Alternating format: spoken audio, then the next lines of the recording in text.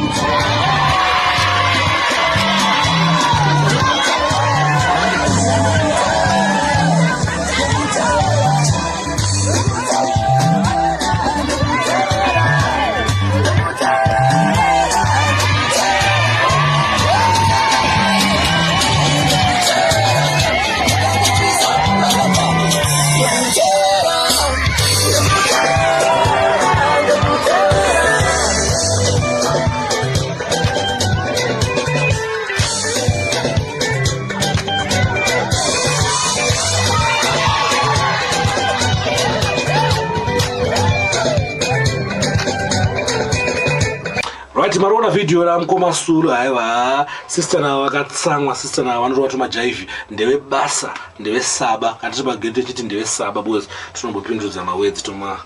isakugona kutorisa kuti chiti sister ndewe saba. Thanks for watching, thanks for visiting Zimu Reality TV ndimo anondisimbisa ndimo wanda kuti nditambe ndichita mudiginyira asi kana uchinge usina kusubscribe please don't forget to subscribe Zimu Reality TV asi kana uchinge wakasubscribe yawa ndimwana pakati pechi pamoyo wangu ndimwana anondisimbisa rambe pakadaro daidzanai tiwande